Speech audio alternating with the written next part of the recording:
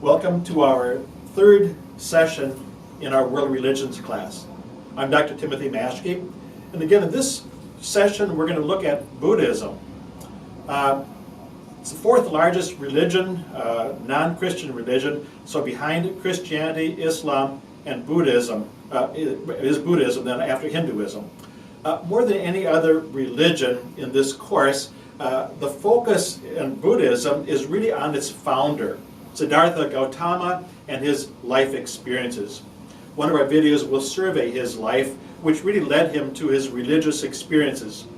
Siddhartha lived at approximately the same time as the biblical figure Daniel in the Old Testament. As we saw with Hinduism, Buddhism is also seeking to escape life. Particularly, Buddha or Siddhartha Gautama was looking for he saw suffering in the world. Actually was raised very regally in a palace, but then once he found suffering, saw suffering, he wanted to escape that into nothingness or nirvana. They also believe in, again we saw before with Hinduism, with karma. Again, our actions which produce either good or evil results. Different though from Hinduism, Buddhism does not really have any gods, although many seem to follow some kind of spirits. You'll hear them speak about the word Buddha. Buddha just literally means the enlightened one. And so there are many Buddhas. There were even some that suggested there were Buddhas before the Buddha, before Siddhartha Gautama. So there are historic figures. There are also celestial metaphors for Buddhism. Again, so Buddhists would try to emulate all these different things because they have different characteristics. The key elements of Buddhism, though, are really the Four Noble Truths and what's then called the Eightfold Path. Again, our textbook would give you more information on these two aspects. As you'll find that there are several kinds of Buddhisms depending on kind of what holy books they follow. They all seek to empty their mind. That's part of the characteristics of Buddhism. You kind of empty your minds of negative karma.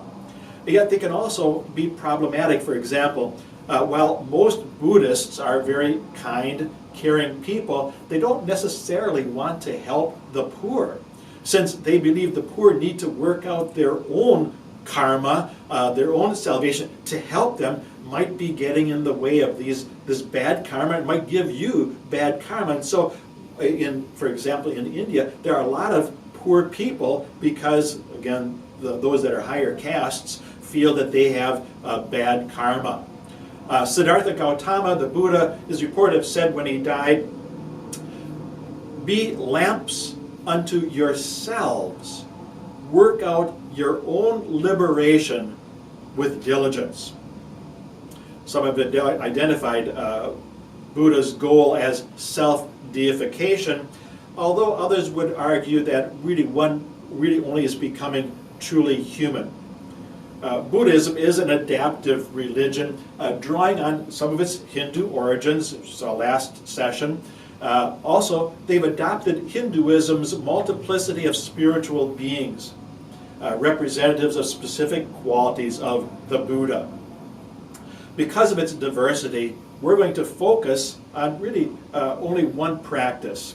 Actually, we won't focus on one practice. But there are Tibetan Buddhists. We're probably more familiar with them because of the Dalai Lama, kind of the head of that. We've also heard of yoga. I mentioned that already with Hinduism. There also is Zen Buddhism. Again, in some ways, Buddhism is really kind of a combination of, you can say, psychotherapy and mental and physical exercises in order to become more aware of your body and to relieve stress. Buddhism's popularity in the United States, especially these latter years of the last century, really came from its emphasis on peace and love. We kind of think about even the Beatles, for example. All you need is love. It kind of comes from that Buddhist or Hindu understanding. The fact is that there's little else required as far as commitments also makes it attractive. You don't have to really do much to be a Buddhist. I have a relative who was a Buddhist for a while, she said, just because there wasn't really much there. It's an experience. It's a mental and physical exercise. It's a way of life that's very different from most of us in the West, and it's particularly very different than our Christian message of God sending his Son into the world to redeem us and to promise us an eternal life. Again, our textbook will give you some more insights, and I think some interesting insights into Buddhism. It should be a great experience. Again, I hope you enjoy this session. Thank you.